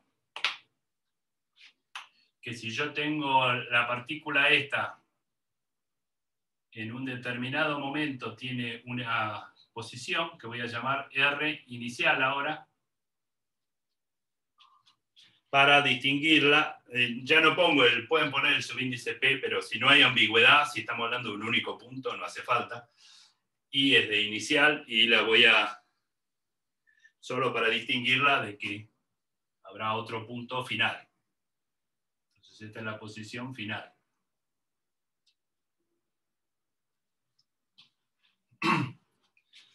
Esto es en T inicial, lo anoto por acá, y el tiempo final. Es decir, son 2 fotos, o sea, en un instante que llamo T inicial, la partícula P, puedo seguir diciendo que es la partícula P, pero no importa, o sea, es la única. Estaba en esta posición, que indico con el vector posición RI, y de inicial, y un rato después, en el tiempo T sub F posterior, estaba en la posición RF. El desplazamiento es cuánto varió desde su posición inicial. El desplazamiento lo voy a llamar delta R. Es un vector también cuyo origen está en el punto inicial y cuyo extremo está en el punto final.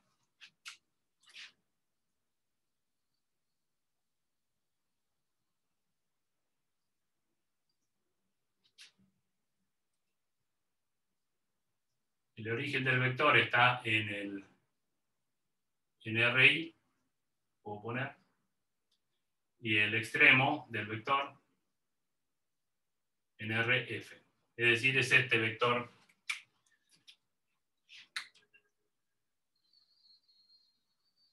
también es una cantidad vectorial, la voy a llamar delta R. ahora aclaro un poco qué es esa delta, pero lo que yo quiero, y me parece intuitivamente, lo que uno quiere indicar es decir, de dónde parto y hacia dónde llego, con una flecha que arranca en el punto inicial y termina en el punto final. Estoy indicando con esta flecha el punto de partida y el punto de llegada. Ahora, y la llamo delta R, para indicar precisamente eso. Matemáticamente, esta flecha, ese vector azul, no es otra cosa que la resta de los vectores de posición, si uno se lo pone a mirar un poquito. O sea, ¿quién es delta R? Es R final menos R inicial.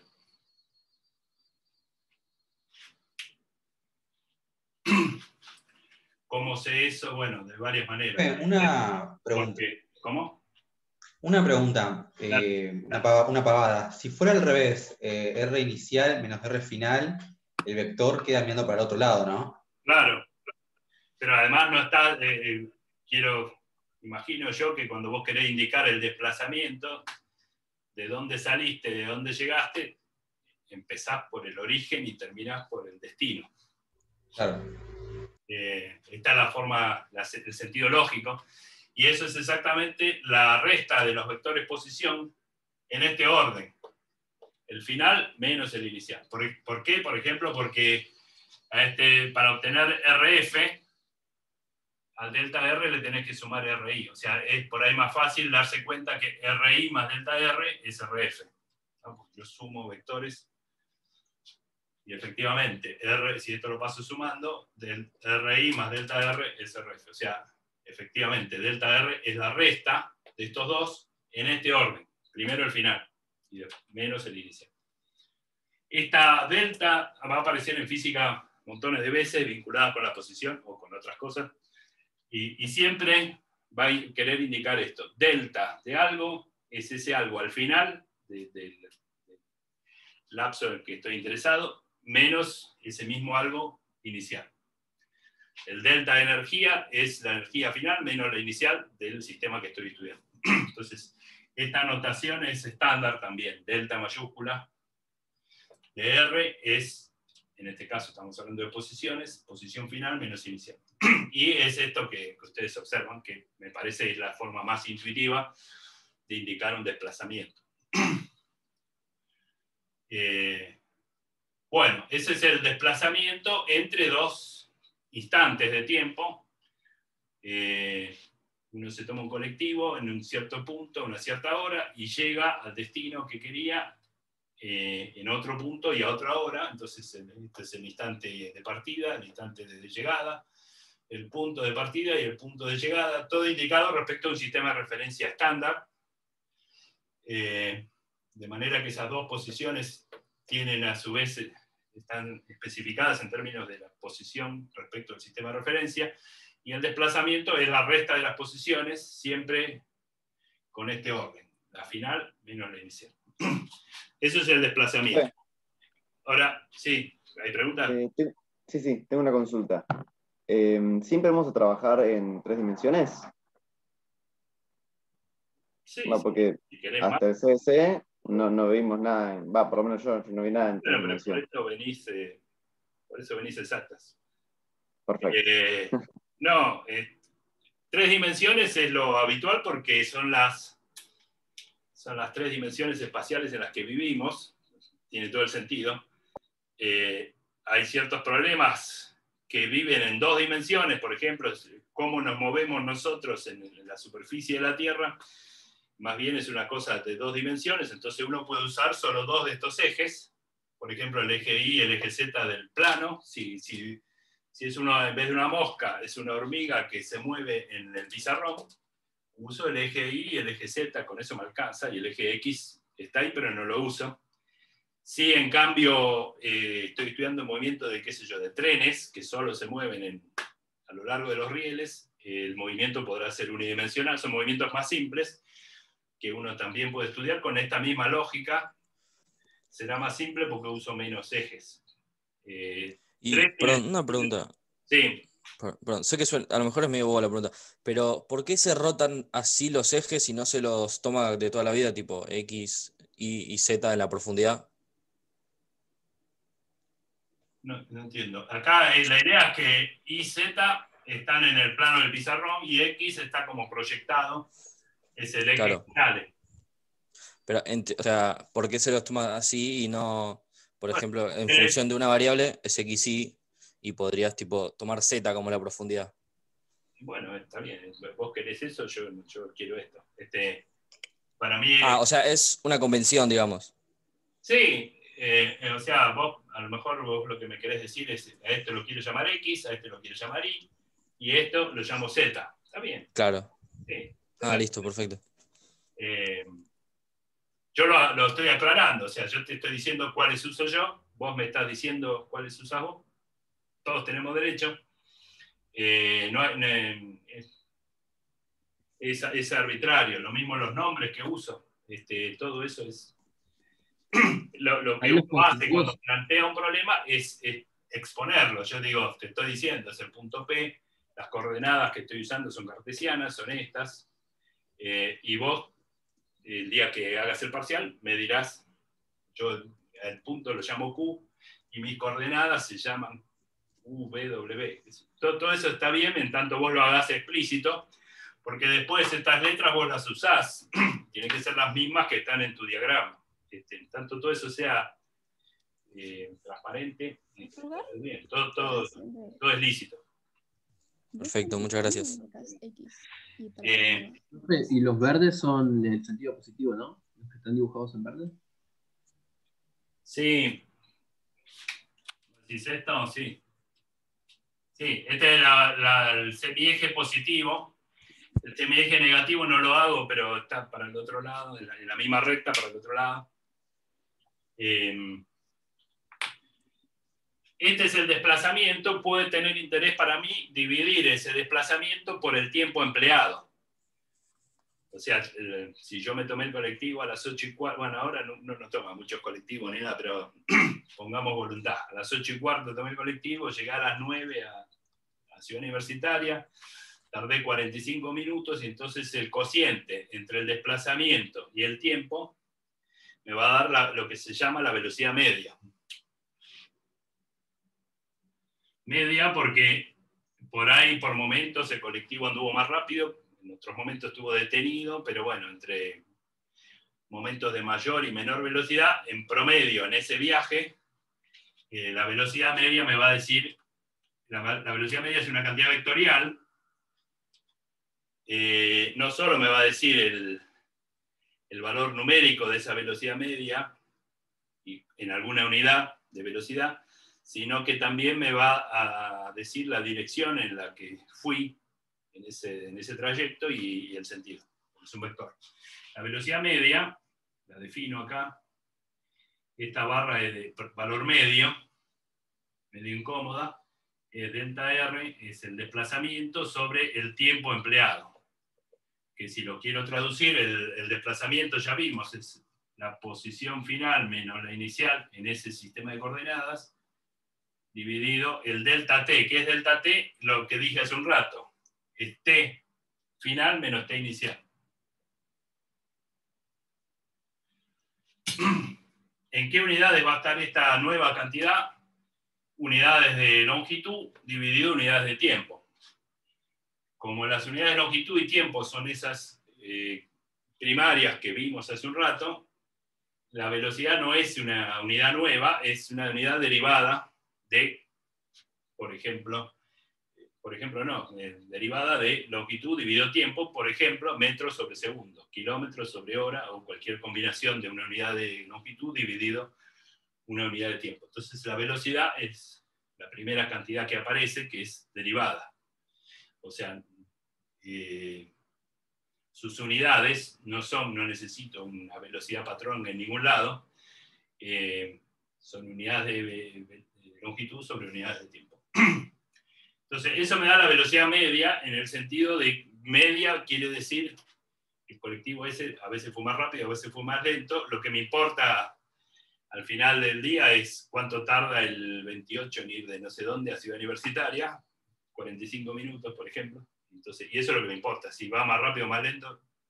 lo que me es útil a mí es saber que va desde mi casa a Ciudad Universitaria y que tarda tanto. Entonces, con la noción de velocidad media me alcanza. No me importa saber si acelera, cuántas paradas tiene. Esa es la velocidad media.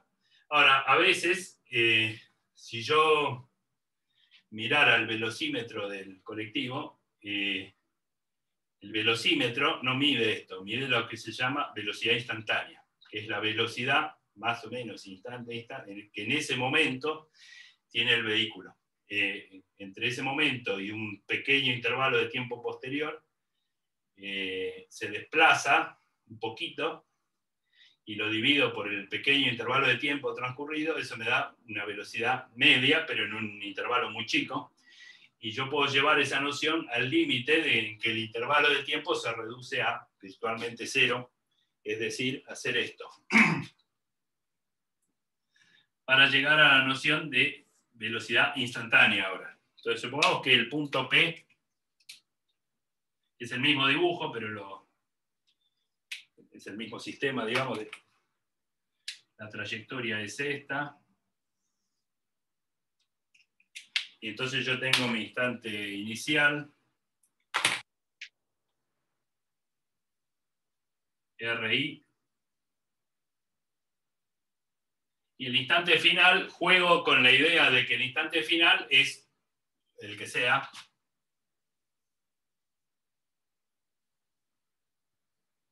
Eso me va a dar una cierta velocidad media, pero juego con la idea de que el instante final lo voy acercando progresivamente. Hago 3, por ejemplo, intentos.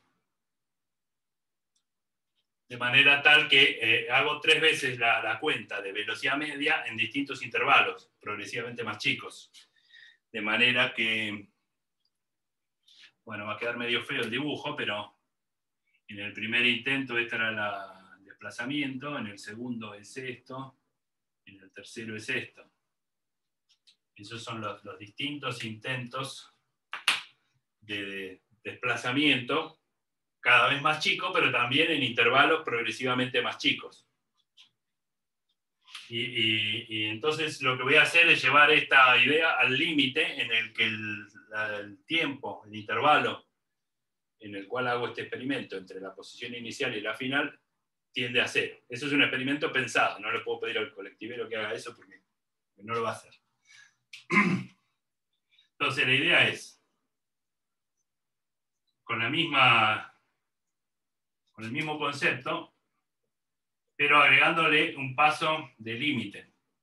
La velocidad instantánea va a ser la velocidad ya no media. Acá pongo RF menos RI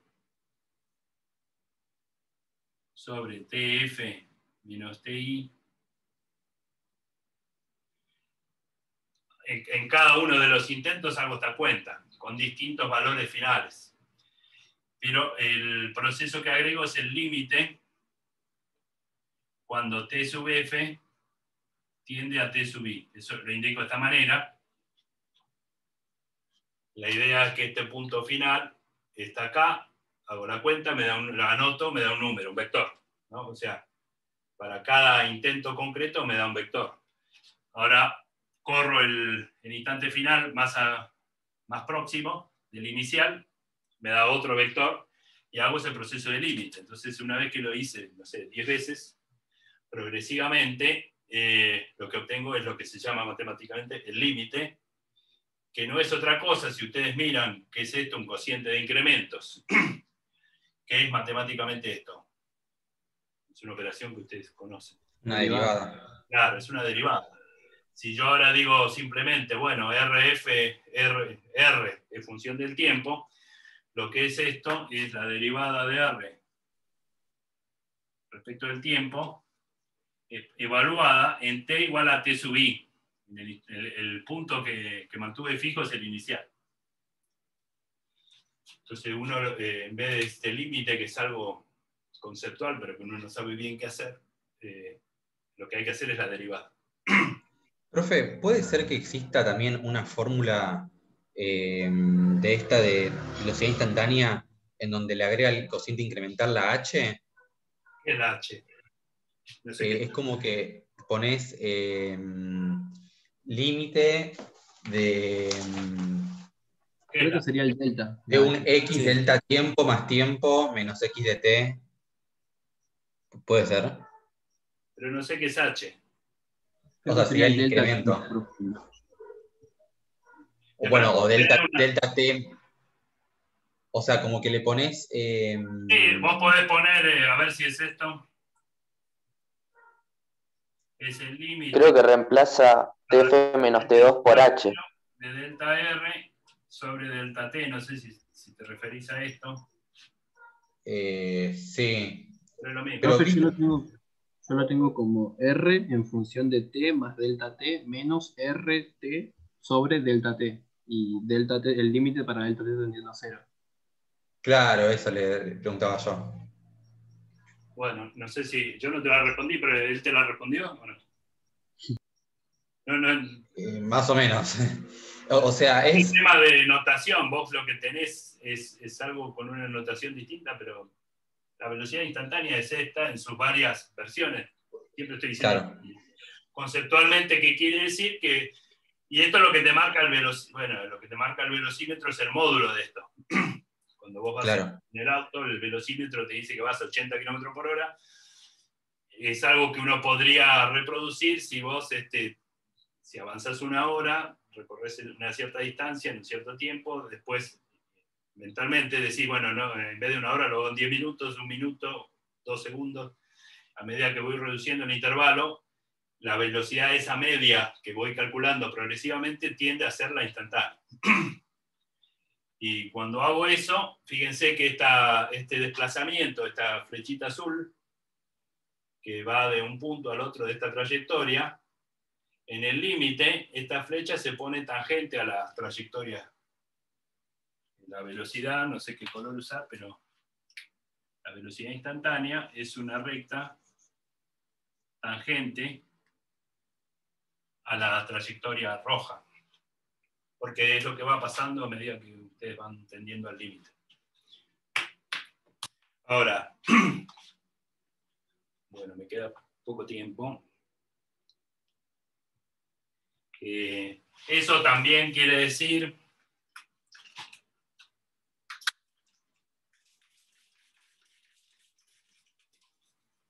Una pregunta.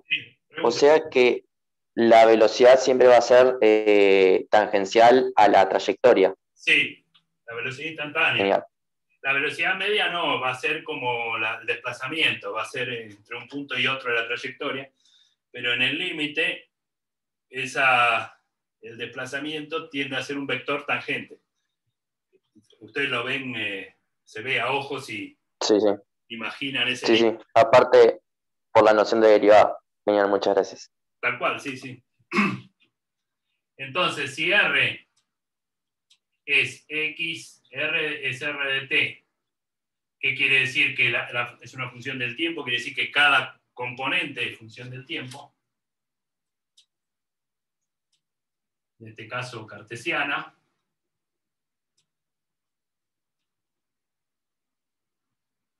Esto porque está mojado todavía.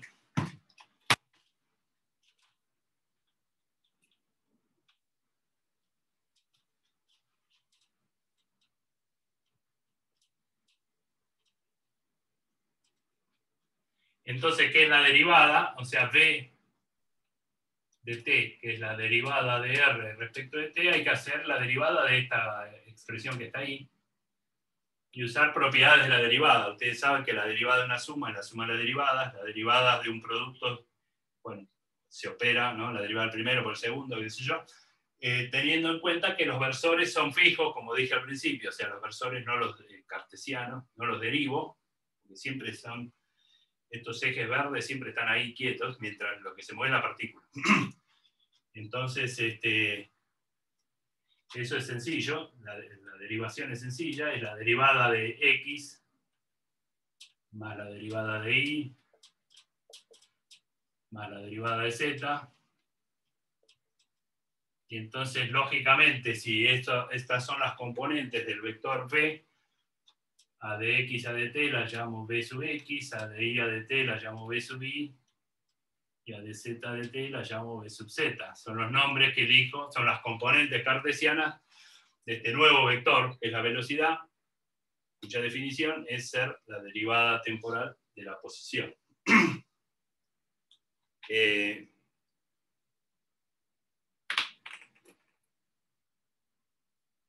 Con la misma lógica, pero ahora yendo a un concepto un poquito más abstracto, uno puede decir, bueno, si derivé una vez, puedo derivar 2 veces, obtener otra cantidad que sea la derivada segunda, y así siguiendo. Por diversión, un matemático haría eso, los físicos hacemos eso hasta la derivada segunda. Y eso me lleva a la noción de aceleración. Profe, le hago una pregunta. Sí. No me quedó muy claro qué es el I, la J y la K. Son versores cartesianos, son estos. Son vectores de módulo 1 que me sirven para indicar la dirección y sentido de estos ejes cartesianos. I es este versor, J y K. Son vectores fijos que me dan la orientación de estos ejes X, Y, Z. Ah, listo, gracias. Todo esto también es notación estándar. La aceleración decía, bueno, si derivando la posición obtuve la velocidad, ¿por qué no derivamos la velocidad y obtenemos otra cosa? Bueno, eso se llama aceleración. Entonces, tanto como un juego matemático lo hago. Es la derivada de b respecto de t. Que a su vez, entonces, si b a su vez... Si b a su vez era la derivada de la posición, es lo mismo que la derivada segunda de la posición. Las dos cosas son ciertas. Quiere decir que entonces, bueno, derivo esto, y ahí lo mismo, se deriva esta suma, los versores son fijos, no los derivo. Entonces, de esta manera uno obtiene, por ejemplo, que a sub x es de bx a de t, pero también es la derivada segunda de x respecto de t. Y lo mismo con y, lo mismo con z.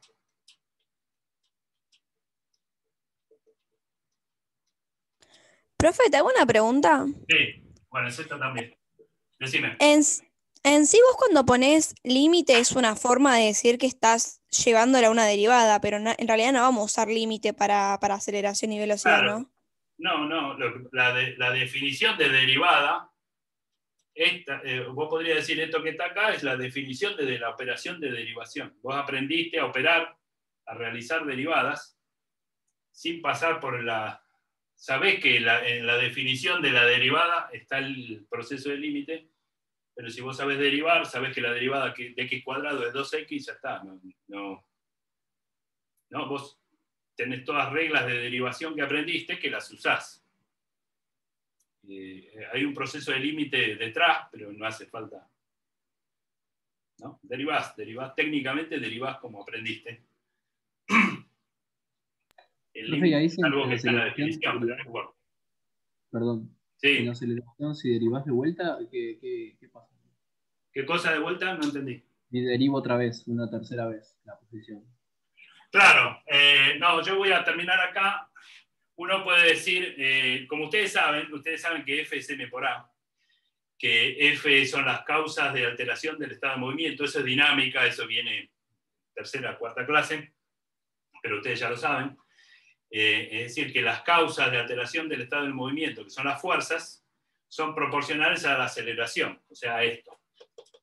Entonces es importante saber qué es la aceleración, porque es lo que me va a pedir Newton cuando tenga que escribir su ecuación. Entonces hasta la aceleración tiene sentido. Si yo quiero derivar una vez más, si están aburridos, háganlo, no hace falta, no me da ninguna cantidad física relevante, entonces no lo voy a hacer. Pero, entonces, Profe, sí. Los vectores componentes que usted pone como bx, también ax, esos no llevan una flecha arriba, o sea, ¿no son vectores? No, estas son las componentes. Acá, por ejemplo, Vx es la componente X del vector V. Es la componente de un vector, no tiene una flecha. El que tiene la flecha es el vector. Ah, ok, gracias. No. ¿No? Profe. Sí. Si derivando la velocidad tengo la aceleración, si integro la aceleración, ¿tengo la velocidad entonces? Sí, claro, porque todos sabemos que la operación de integración, en el tiempo en este caso, es la operación inversa de la derivación. Es decir, si a mí me dan como dato la aceleración y yo integro en el tiempo, voy a obtener la expresión de la velocidad. Y también si integro la expresión de la velocidad en el tiempo, voy a obtener la posición. De hecho, esa es la vía natural que uno va a usar cuando vea las ecuaciones de Newton, porque los ejercicios que ustedes van a hacer en dinámica, el dato va a ser la fuerza, y ustedes saben que la fuerza dividido la masa de la partícula es la aceleración, o sea que lo que van a tener como primera medida es la aceleración. Entonces, integrando una vez tendrán la velocidad, integrando dos veces tendrán la posición, o sea, la ubicación de la partícula en función del tiempo, que es el objetivo final. Entonces, normalmente lo que uno va a hacer es integrar, pero bueno, en la guía hay problemas de distinta índole. Yo voy a terminar acá porque son las 11. Daniel, ¿te puedo preguntar antes? Sí, claro. En la ecuación de la aceleración, viste que tenés la derivada del tiempo que está al cuadrado todo, y después tenés la derivada de poner la posición, que solo tenés la derivada del cuadrado. ¿Por qué es eso? No, no es al cuadrado, esto es derivada segunda. En la notación estándar, para indicar derivada. O sea, ¿se refiere que agarrás todo eso al cuadrado o solo t estaría al cuadrado ahí? No, no hay ningún cuadrado. Este 2, esta es notación. Sí, ese 2. Que indica derivada segunda. Es la derivada segunda de la posición respecto al tiempo. No hay que elevar nada al cuadrado, hay que derivar dos veces. Claro, pero ¿por qué en la parte de arriba, en la derivada en X, está el 2 al lado de la D y abajo? No, en la derivada. En la ecuación de la aceleración. ¿Por qué el 2 está con el tiempo abajo y arriba está con la D? Porque es la anotación. Perdón, yo pensé que ustedes ya saben. Ok, perfecto. ¿Puedo decir algo sobre la anotación? Si ustedes tienen f de x y la derivada la llaman f', y la derivada segunda la llaman f segunda, acá uno tiene f de x, de f a de x es la derivada primera, y con los dos puestos ahí donde van, es la derivada segunda. Es simplemente, esto es otra notación que quiere decir esto. Es lo mismo. ¿Por qué está el 2? Porque es la notación estándar. Se puede interpretar como d dt, d sobre dt, entonces te quedan 2d's arriba y 2 dt's abajo, en ese caso 2 de x. Esa es la aplicación que ponían en el... Acá también vos podés decir, la derivada primera en realidad es el cociente, delta f sobre delta x, pero esto es solo una notación, porque en realidad lo que falta acá es el límite. Sí. O bien puedes decir, bueno, no, esta es la notación que voy a usar para la derivada. Voy a usar f', voy a usar esto. Y cuando usar la segunda, sí, es algo así como... pero es más complicado que eso. Hay que usar la noción de límite. Todo eso está metido. Lo que ustedes tienen que leer acá es que hay que derivar la f respecto de x dos veces. Es notación. No nos pongamos a analizar por qué es esa la notación. Agarren cualquier libro, esa es la notación. Entonces, simplemente, cuando les digo es notación, quiere decir no hay que pensar nada, es el idioma ese. Pensé que ya lo conocían, disculpen. ¿Te puedo hacer una pregunta yo? Sí, la clase terminó para los que quieran tomarse un intervalo hasta, no sé, 11:10. Deben estar los ayudantes por ahí, pero mientras tanto yo me quedo y hacemos consultas, ¿sí? ¿Hay alguna pregunta? ¿Dónde y cuándo puedo encontrar el video? En la página de la materia yo los voy a ir colgando. De hecho, lo que voy a hacer ahora es